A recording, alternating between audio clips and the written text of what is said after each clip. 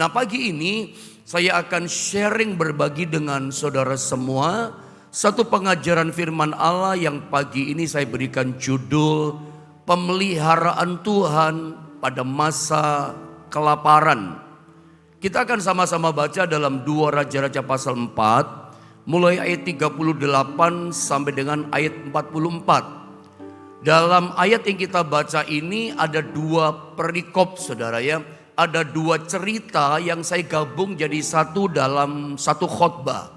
Satu tema begitu ya. Mungkin gak selesai pagi ini, kalau seandainya gak selesai saya akan lanjutkan untuk besoknya saudara. Karena di 2 perikop semuanya terjadi pada masa kelaparan ya. Pada zamannya Nabi Elisa. Kita baca ayatnya saja bergantian ya. 2 Raja-Raja pasal 4 ayat 38 sampai ayat 44 saudara. Kita lihat 38 sampai 41 dulu ya. 2 Raja-Raja pasal 4 ayat 38 sampai 41 ini perikop yang pertama kita pelajari ya. Saya baca 38, saudara ayat 39. Atau saya baca saja 4 ayat ini langsung saudara ya, saudara ikuti pembacaannya ya. Mungkin terlalu kecil tapi saya berharap Anda bisa membaca ayat ini. Ini terjadi yang pertama kisahnya ketika mereka masuk masak di kuali yang besar semacam sop. Itu ada maut, ada kematian, ada racun dalam kuali itu. Kisah yang familiar dengan kita. 38 saya baca. Elisa kembali ke Gilgal. Ini kata profetik yang penting yang pertama. Saya baca. Elisa dikatakan kembali ke Gilgal. Pada waktu itu ada kelaparan di negeri itu. Dan ketika pada suatu kali rombongan Nabi duduk di depannya, berkatalah ia kepada bujangnya, kepada pembantunya. Berkata apa Elisa? Taruhlah kuali yang paling besar di atas api, dipanaskan, ada airnya tentunya. Dan masaklah sesuatu makanan bagi rombongan Nabi itu. Masakan yang paling gampang pada masa kelaparan. Ya mungkin semacam sop begitu yang paling gampang ya. 39. Lalu keluarlah seorang dari mereka ke ladang untuk mengumpulkan sayur-sayuran. Ia menemui pohon sulur-suluran liar. Wild wine kata teman lain. Daun anggur liar. Dan memetik daripadanya labu liar. Ada liar kata 2 kali, labunya pun liar. Artinya mereka tidak pernah makan sayuran itu, asing. Tapi masa kelaparan boleh juga dimakan ternyata. Serangkul penuh dalam jubahnya. Sesudah ia pulang, teruslah ia mengiris-irisnya ke dalam kuali masakan tadi. Sebab mereka tidak mengenalnya. Baru pertama kali makan ya. Ayat 40. Kemudian dicedoklah dari masakan tadi bagi orang-orang itu untuk dimakan. Dan segera sesudah mereka memakannya berteriaklah mereka serta berkata, maut ada dalam kuali itu. Ada kematian dalam kuali itu.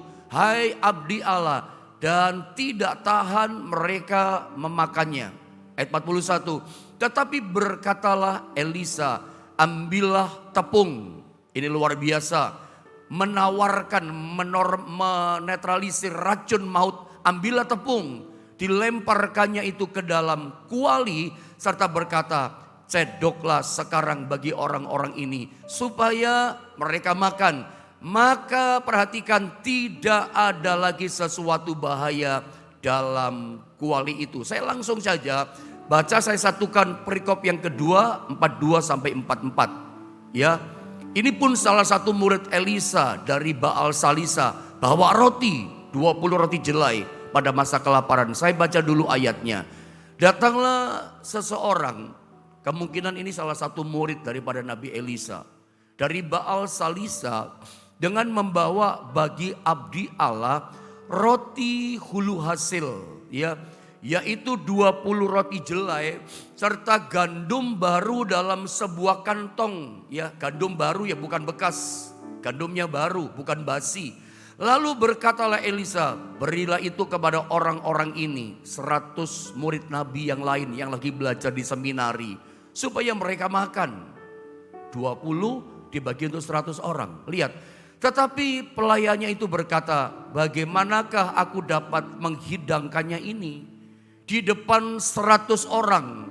Nggak cukup modalnya, saudara ya. Jawabnya, berikanlah, kata Elisa, berikanlah kepada orang-orang itu supaya mereka makan. Sebab beginilah firman Tuhan, orang akan makan bahkan akan ada sisanya. Luar biasa imannya Elisa. Lalu dihidangkannya di depan mereka, maka apa? Makanlah mereka dan ada sisanya, ada kelebihannya sesuai dengan firman Tuhan. Kalau kita melakukan apa yang dikatakan firman Tuhan, maka yang terjadi adalah sesuai percaya kita, ketaatan kita kepada firman. Apa yang dikatakan firman itu pasti terjadi, asal kita sesuai melakukan seperti yang dikatakan firman. Dan ini adalah respon kita di dalam menghadapi masa-masa yang sukar. Saya mau bertanya kepada saudara, adakah di antara saudara pagi ini sedang menghadapi situasi yang sulit seperti ini? Situasi yang sukar? Lakukanlah firman Tuhan seperti yang diperintahkan kepada kita. Maka kita akan mengalami hidup kita sesuai dengan yang difirmankan oleh Tuhan. Ukurannya sama. Yang diukurkan sama, yang kita lakukan itu kembali kepada kita. Tergantung ketaatan kita. Kuasa Tuhan itu sempurna bekerja dalam hidup kita. 2023 dibutuhkan ketaatan, hidup sesuai dengan firman Tuhan. Mari kita langsung lihat pada bagian ayat 38. Saya mau terangkan ayat ini. Lihat kalimat yang pertama. Perhatikan baik-baik ya. Pada menit-menit awal ada sesuatu yang luar biasa Tuhan singkapkan buat kita pada bagian ayat ini. Dikatakan begini, saya ulang lengkap pembacaannya. 2 Raja-Raja pasal 4 ayat 38, Elisa dikatakan kembali ke Gilgal. Pada waktu dikatakan ada kelaparan di negeri itu. Lalu dikatakan, dan ketika pada suatu kali rombongan nabi, murid-muridnya Nabi Elisa di Dotan, saudara ya, di depannya berkatalah ia kepada bujangnya, taruhlah kuali yang paling besar di atas api dan masaklah sesuatu makanan bagi rombongan nabi. Mari kita lihat kalimat yang pertama dalam perikop ini dibuka dengan kata ini. Pada Elisa kembali ke Gilgal pada waktu ada kelaparan di negeri itu. Ayat ini menyingkapkan kepada kita, menceritakan bahwa pada zamannya Elisa itu terjadi masa kelaparan yang hebat. Yang penting kita pelajari kunci dari ayat ini, ketika masa kelaparan hebat itu melanda saat itu pada zaman Nabi Elisa. Lihat apa yang dilakukan oleh Nabi Elisa. Responnya dia sebagai seorang nabi, sebagai seorang hamba Allah, apa yang dilakukannya? Ketika mengalami masa kelaparan yang hebat, Alkitab katakan Elisa kembali ke Gilgal pada waktu ada kelaparan di negeri itu. Pada masa kelaparan itu saya tulis di bawah, Anda lihat tulisan merah itu. Kelaparan itu artinya adalah zaman kesusahan. Kelaparan artinya adalah zaman kesulitan. Kesulitan tentang apa? Persoalan hidup, tentang pangan yang dimakan. Kesulitan pangan itu bicara kelaparan. Harga-harga naik, harga pokok itu kelaparan. Diprediksi tahun ini pun akan terjadi namanya krisis pangan dan seterusnya. Saya bukan sedang menakut-nakuti atau menebuatkan sesuatu. Itu kan perkataan dunia. Itu bisa terjadi, bisa tidak. Tapi setiap orang meskipun tidak masuk namanya krisis pangan, kita pasti punya kesusahan, kita punya pergumulan, setiap orang punya persoalannya, kesulitannya sendiri-sendiri. Maksud saya lewat firman Allah ini yang sedang saya sampaikan, lepaskan pengajaran kepada Anda, bagaimana respon kita gitu loh. Bagaimana tindakan kita, langkah yang kita ambil ketika kita mengalami namanya kelaparan. Atau sama dengan mengalami kesusahan hidup, mengalami kesulitan hidup. Adakah di antara saudara sedang menghadapi namanya persoalan hidup yang belum selesai-selesai? Tiru langkah Elisa, itu maksud saya. Kelaparan tidak hanya bicara tidak punya makanan loh ya maksud saya. Saya bicara secara rohani, arti profetik rohani kepada saudara. Adakah di antara saudara menghadapi kesusahan? Saya lagi susah pendeta. Saya lagi dalam kesulitan kerjaan saya. Saya sedang mengalami persoalan hidup dalam hidup saya. Saya nggak tahu. Apa persoalan, kesulitan, kesusahan dalam rumah tanggamu, dalam masa depanmu, keuanganmu, atau jangan-jangan pekerjaanmu sedang ada kesulitan. Langkah yang kita ambil, tirulah Elisa. Apa yang dilakukan Elisa pada masa kesukaran yang terjadi, kesulitan di masa kelaparan. Elisa dikatakan Alkitab kembali ke Gilgal. Kembali ke Gilgal. Coba tulis chatting di kolom chatting saudara yang di YouTube ya, yang di Facebook juga boleh. Ketik di handphone saudara atau gadget yang Anda pakai, kembali ke Gilgal. Menjadi ingat-ingatan buat kita ya. Kita mesti kembali ke Gilgal pada masa kesusahan, kesulitan, kelaparan, persoalan hidup. Kembalilah kata firman Allah ke Gilgal. Pertanyaannya adalah apa artinya Gilgal? Gilgal ternyata artinya dalam bahasa Ibrani Gilgal itu artinya telah kuhapuskan, telah kulepaskan. Saya ulang ya, apa pendeta artinya Gilgal? Gilgal artinya adalah telah kuhapuskan. Kunya adalah Tuhan, telah kuhapuskan, telah kulepaskan. Dari mana asal muasal arti kata Gilgal? Adalah telah kuhapuskan, telah kulepaskan. Saya pernah baca satu tulisan dari seorang tokoh di Indonesia ahli bahasa Ibrani, orang Surabaya. Mungkin saya nggak sebut namanya ya. Dulu tetangga saya, orang tuanya maksudnya tetangga saya waktu di Gudo, di rumah orang tua saya. Itu ahli bahasa Ibrani, seorang ibu. Depannya namanya Rita ya. Itu ahli bahasa Ibrani. Salah satu diartikan tentang kata Gilgal itu adalah telah kulibas. Ya, telah kulibas dalam bahasa Ibrani. Telah kuhapuskan, telah kulepaskan, telah kulibas. Tapi saya pakai dua arti kata berdasarkan firman Allah. Ada ayatnya. Saya artikan adalah telah kuhapuskan, telah kulepaskan. Itu arti Gilgal. Dari mana dasarnya asal muasalnya? Dari kitab Yosua pasal 5 ayat 9. Mari saya baca ya, perhatikan baik-baik. Mesti kembali ke Gilgal. Kenapa Gilgal? Secara profetik ini arti Gilgal buat kita. Harus kita kembali ke Gilgal. Saya baca Yosua 5 ayat 9. Perhatikan baik-baik. Perhatikan baik-baik. Dan berfirmanlah Tuhan kepada Yosua. Lihat, hari ini kata Tuhan, telah kuhapuskan celah atau aib Mesir itu daripadamu.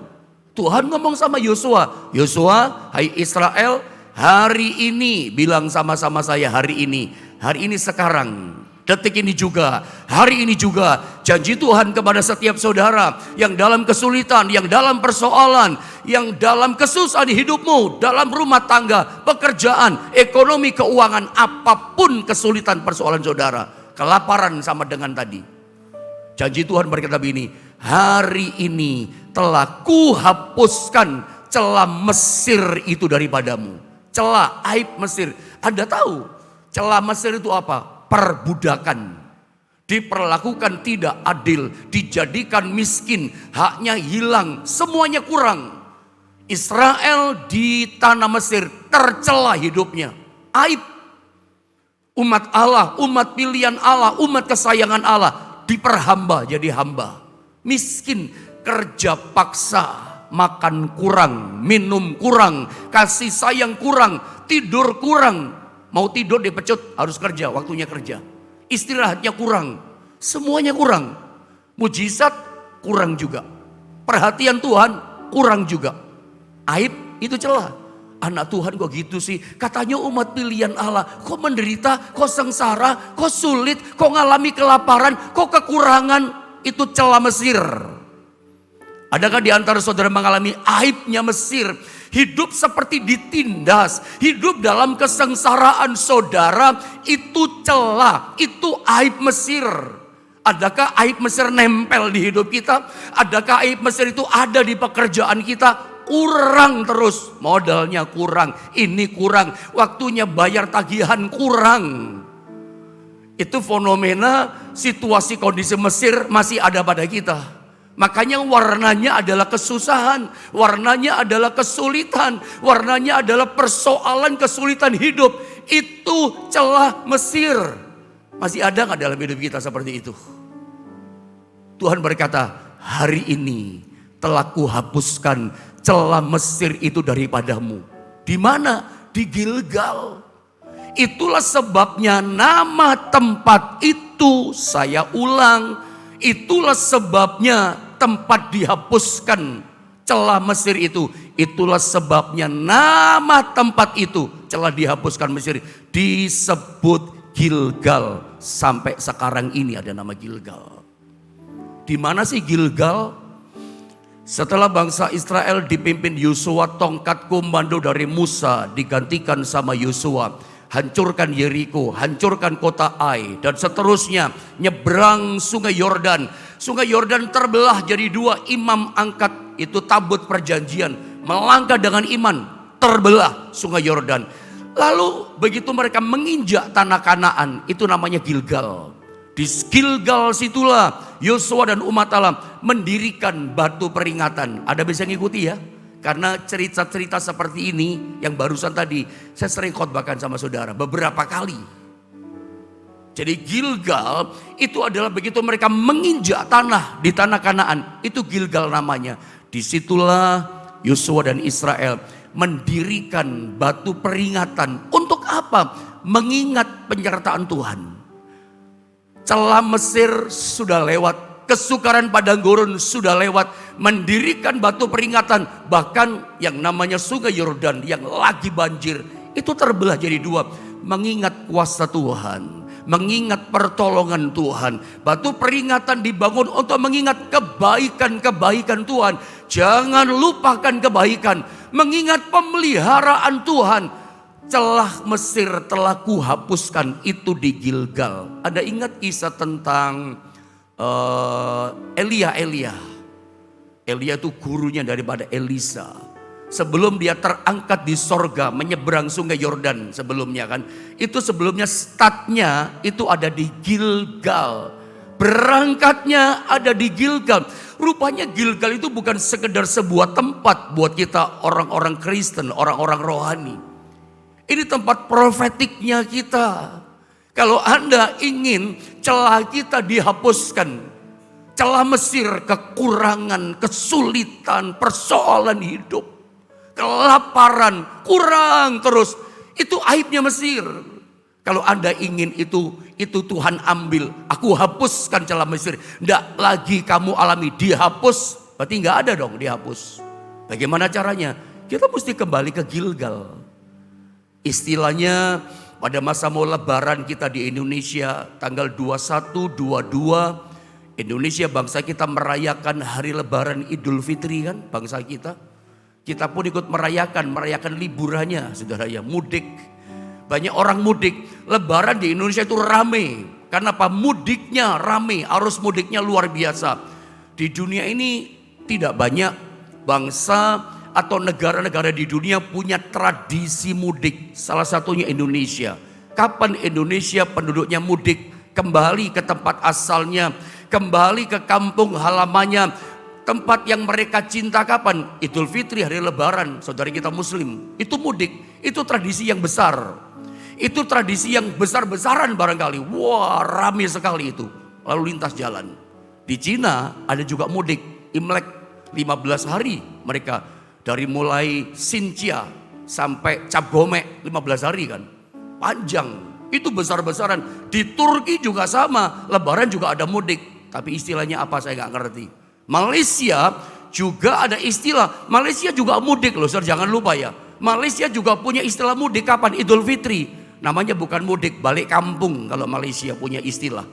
Balik kampung. Mereka juga merayakan Idul Fitri, balik kampung, mudik. Gilgal buat kita itu mudik begitu loh.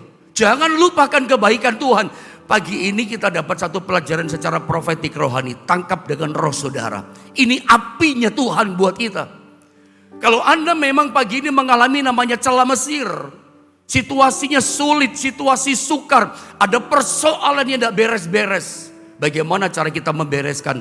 Tiru sikap, langkah, respon daripada Elisa sang nabi kembali ke Gilgal. Kembali ini mudik, kembali kepada Gilgal, kembali kepada kasihnya Tuhan, kembali kepada cintanya Tuhan, kembali mengingat kepada kebaikannya Tuhan. Jangan lupakan kasih Tuhan, kembali kepada Tuhan, kembali kepada Gilgal, di mana Dia pernah menjamah kita, melawat kita, menolong kita. Dulu pernah ditolong Tuhan, kembali ke Gilgal, Anda akan kembali ditolong oleh Tuhan. Saya percaya tidak ada seorang pun di antara kita orang percaya yang tidak pernah mengalami kebaikan Tuhan, yang tidak pernah mengalami kasihnya Tuhan. Pasti pernah dong. Anda kalau lihat pertolongan Tuhan yang hebat, bangkit iman kita lagi kan. Tuhan tuh kalau tolong ya, padahal bagi pemikiran kita sulit sekali itu masalah. Berat Pak masalah saya. Tapi tahukah apa yang dalam kalkulator pikiran kita, beratnya minta ampun, sulitnya sangat sulit. Karena kita gak mampu dayanya menyelesaikan. Tapi begitu kasih Tuhan, Gilgal celah Mesir dihapuskan. Begitu Dia turun tangan tolong kita, begitu kuasanya turun sama kita, itu begitu jadi mudah gitu terbuka. Aneh ya Tuhan, bukan aneh, ajaib, ajaib, ajaib saudara. Begitu terbuka, itu seperti mengalir. Kok enak banget, kok gampang banget. Bagi Tuhan memang tidak ada yang sukar. Bagi kita sukar, bagi Tuhan dibuka. Sampai kita mengalir, kita pikir kita yang hebat. Oh tidak, Tuhan yang hebat saudara ya.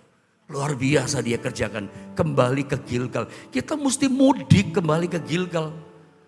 Kembali kepada kasihnya Tuhan, kembali kepada kuasanya Tuhan.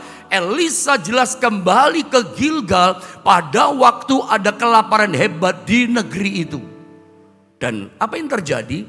Kalau kita lihat dalam ayat ini, itu ada 100 nabi yang datang kepada dia. Itu semua tertolong, tidak ada kelaparan. Dan anehnya begini ya, zaman Elisa ada kelaparan. Di zaman-zaman sebelum Elisa, bahkan zaman Elia kita tahu juga ada kelaparan kan, hampir 3,5 tahun itu kelaparan. Ya, Elia pun mengalami itu, tapi aneh. Elia pun seperti Elisa. Kalau Elia itu di Sungai Kerit, setiap kelaparan, setiap kesulitan, itu ada tempat-tempat yang ditunjukkan sama Tuhan. Di situ ada kasih Tuhan. Bagi Elia, temukan Sungai Keritmu. Bagi dalam ayat ini Gilgal. Dan Elia pun udah kekurangan seekor burung gagak yang kasih makan dia. Saya juga bertanya-tanya dalam hati ketika saya coba pelajari kembali ini ayat. Kenapa ya di dalam Alkitab banyak kisah, banyak cerita-cerita dituliskan tentang kelaparan. Kelaparan banyak loh, khususnya perjanjian lama yang saya katakan. Ada banyak cerita kelaparan, ada banyak. Kenapa ya dituliskan banyak kelaparan? Satu contoh, Anda lihat gambar ini. Pada Kejadian pasal yang ke-12 ayat 10. Itu pernah terjadi kelaparan pada zaman Abraham. Apakah selesai di situ? Enggak. Nanti turun ke anaknya pada zamannya Ishak. Terjadi kelaparan yang hebat juga. Atau kita lihat ya, Kejadian 12 ayat 10. Itu dikatakan kelaparan yang hebat. Kelaparannya parah. Coba saya baca ya. Nanti langsung minta multimedia sambung ayat 16, 17, 18 ya. Supaya Anda ngerti maksud saya. Lihat, ada banyak cerita kelaparan. Ingat kelaparan artinya kesukaran, kesulitan. Ada persoalan hidup, itu kelaparan. Lapar kita, lapar itu rasanya, wih butuh pertolongan. Rindu pertolongan Tuhan, itu lapar namanya kelaparan. Secara rohani seperti itu. Saya baca, Kejadian 12 ayat 10 kelaparan pada zaman Abraham. Ketika kelaparan timbul di negeri itu, pergilah Abram ke Mesir untuk tinggal di situ sebagai orang asing. Sebab, kenapa dia ke Mesir? Sebab ini hebat kelaparan di negeri itu. Di tanah Kanaan. Hebat kelaparan. Tanah perjanjian pun meskipun ada janji Tuhan sempat mengalami kelaparan. Lihat ketika dia ada di tanah Mesir. Apa yang terjadi? Ayat 16. Coba Anda lihat di sini. Ayat 16. Sedikit saja saya baca ya sampai 18. Fir'aun menyambut Abram dengan baik-baik. Karena rajanya Mesir adalah Fir'aun. Disambut baik-baik ya Abraham. Ada udang di balik batu. Jadi kalau ada orang terlalu baik sama saudara. Anda harus juga hati-hati saudara. Jangan-jangan ada jebakan gitu. Karena ia mengingini perempuan itu, istrinya Sarai. Sarah atau Sarai dalam ayat ini namanya. Dan Abraham mendapat kambing domba, dikasih harta banyak. Lembu sapi itu simbol kekayaan di masa perjanjian lama. Keledai jantan, budak laki-laki dan perempuan. Saya yakin bukan puluhan, mungkin ratusan. Karena kambing domba lembu sapinya banyak. Yang jaga itu kan butuh banyak. Keledai betina dan unta, 17 lihat. Tetapi Tuhan menimpakan. Ini luar biasa loh. Jangan main-main sama umat pilihan Tuhan. Jangan main-main sama orang percaya gereja Tuhan. Ya, pembela kita itu Tuhan ya, yang menyertai kita Tuhan. Seperti Tuhan sertai Abraham. Tetapi Tuhan menimpakan tulah hukuman yang hebat. Saya ulang. Tetapi Tuhan menimpakan tulah yang hebat kepada Fir'aun. Demikian juga kepada seisi istananya. Semua penghuni istana. Berarti keluarganya dan pejabat kerajaan. Karena Sarai atau kemudian berubah namanya menjadi Sarah, istri Abraham itu mau diambil jadi istri sama Fir'aun. Itu kan istrinya Abraham. Abraham yang salah. Dia bilang karena istrinya cantik. Ini adikku, mau diambil sama Fir'aun, istrinya Abraham. Yang gak senang siapa yang marah? Tuhan yang marah. Didatangkan tulah yang hebat sama Fir'aun. Saudara, ini akhir zaman ya. Ingat baik-baik kata-kata saya. Dengar kata-kata saya sebagai hamba Tuhan. Ini akhir zaman. Kedatangan Tuhan semakin dekat. Kedatangan Tuhan menjemput gerejanya sudah di ambang pintu. Kuasanya hari-hari ini bekerja dengan dahsyat. Aliran kuasanya hebat. Ibaratnya Anda nyemplung dalam kuasa itu, tinggal mengalir dengan kuasanya. Hidupi sesuai firman hidupmu. Engkau akan mengalir dalam kuasanya. Gak usah susah payah. Kuasanya sedang mengalir kok. Tinggal saudara taat atau tidak. Kuasa itu bekerja. Ini akhir zaman. Akhir dari akhir zaman. Jangan main-main. Termasuk kepada kehidupan Anda orang percaya. Termasuk pada kehidupan gereja Tuhan. Orang tidak boleh main-main sekarang. Tuhan sedang menyatakan, mendemonstrasikan kuasanya kepada gerejanya. Orang macam-macam sama umat Tuhan. Tulah akan datang. Ini bukan nyukurin. Tapi bukan dicocok-cocokin juga. Beberapa hamba Tuhan mendapat pengertian. Kami sharing.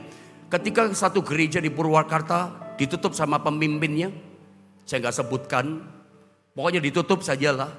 2 April, beberapa hari yang lalu. 2 April 2023. 2 April yang sama hari Minggu itu. Kota itu puting beliung besar. Itu ratusan orang jadi korban. Rumahnya Antor itu hampir 200-an. Bayangin, hujan campur badai besar. Hari itu juga. Jika orang berpikiran macam-macam. Tapi bagi kami hamba Tuhan melihat dengan pandangan Tuhan. Tuhan sedang membela gerejanya. Tuhan memang sedang mendemonstrasikan kuasanya. Percaya gini, pembela saudara itu Tuhan. Dalam ayat ini Abraham pun ngalami itu saudara. Abraham ngalami itu. Ada lihat langsung kita sambung di ayat 18 ya. Lalu Fir'aun memanggil Abraham. Serta berkata, apakah yang kau perbuat ini terhadap aku? Mengapa tidak kau beritahukan bahwa ya istrimu dan seterusnya dan seterusnya. Abraham tinggalkan Mesir. Harta itu diminta balik, tetap diberikan. Datang ke Mesir dalam kelaparan yang hebat. Ya, tapi tinggalkan Mesir dengan berkat-berkat yang luar biasa. Itu janji Tuhan. Begitu juga pada zaman Ishak. Dalam Kejadian pasal 26 ayat 1, Ishak juga mengalami kelaparan. Tapi kita tahu, gak usah dibaca ayatnya. Ayat 26, 27, dia menabur. Karena Tuhan katakan, Ishak, kamu gak usah pergi ke Mesir, ikut-ikutan kayak bapakmu. Gak usah ke Mesir, tetap di negeri ini, di Gerar. Menaburlah kamu, aku memberkati kamu. Padahal Raja Abimelek menabur mati. Karena itu masa-masa kelaparan. Tanahnya lapar, tanahnya mati, gak bisa ditabur benih. Semua mati. Abimelek dengan menteri pertaniannya kah, ahli pertanahannya kan, semua mati. Memang tanahnya mati lagi paceklik. Tumbuh saja tidak. Ishak menabur. Alkitab katakan 26 ayatnya. Dia menuainya, ayat 12 maksud saya. Dia menuai itu 100 kali lipat ganda. 10.000%. Kalau orang Jawa katakan apa tumon, mana ada ya di dunia orang keuntungannya, cuannya itu 10.000%, 100 kali lipat untungnya. Aneh ya. Jadi ceritanya dia nabur, kelihatannya nggak tumbuh. Dia pindah lokasi, nabur lagi. 2 minggu, 3 minggu udah tumbuh ya. Oh jangan-jangan gagal. Karena dia lihat semua gagal. Pindah lokasi lain, nabur lagi. Karena banyak lokasi memang waktu itu gak bisa ditanamin. Orang sudah bohwat gitu, gak mau. Isa tetap nabur. Pindah lokasi. Kok gak tumbuh ya, nabur lagi. Gak tumbuh ya, nabur lagi. Itu tiba-tiba kalau pakai kalender kita. September, November lihat. Wih semuanya tumbuh. Sini panen. Yang dipikir gagal, ada buah. Dipikir gagal, ada buah. Semuanya berbuah. Hasilnya luar biasa. 10.000%, 100 kali lipat. Jadi sebetulnya secara ilmiah bisa dijelaskan. Kita berpikir, mana mungkin orang kerja 10.000%. Itu yang saya terangkan tadi. Itu yang terjadi. Karena lahan semuanya mati, orang gak mau pakai. Dipakai sama Ishak. Menabur kelihatannya mati. Yang gagal, Tuhan ubah jadi berhasil. Memang sebetulnya gak bisa tumbuh. Berkat Tuhan yang bikin tumbuh. Ekonomi saudara akan tumbuh di masa kelaparan. Berkat saudara akan tumbuh di masa kelaparan. Ada ayat yang terakhir ya. Itu Ayub. Ayub pasal berapa itu ya? Saya minta multimedia, minta tolong ya. Saya gak sempat catat. Ayub pasal 5. Ayat 19 saudara. Ayub pasal 5. Ayat 19 sampai 22. Terima kasih ya multimedia. Dari 6 macam kesesakan engkau diluputkannya. Dan dalam 7 macam engkau tidak kena malapetaka. Penyertaan Tuhan hebat. 20. Pada masa kelaparan, nah ini dia. Pada masa kelaparan janji Tuhan nih. Ya, engkau dibebaskannya dari maut. Terus 21. Dari cemeti lidah engkau terlindung dan engkau tidak usah takut bila kemusnahan datang. 22. Perhatikan baik-baik. Kemusnahan dan kelaparan akan kau tertawakan. Dan seterusnya. Ini kalau saya gabung ayat 22 dan ayat 20. Pada masa kelaparan, Alkitab katakan kita dibebaskannya pada masa kelaparan. Kita tidak mengalaminya. Pada masa kelaparan Tuhan katakan akan kau tertawakan. Gimana sih ceritanya?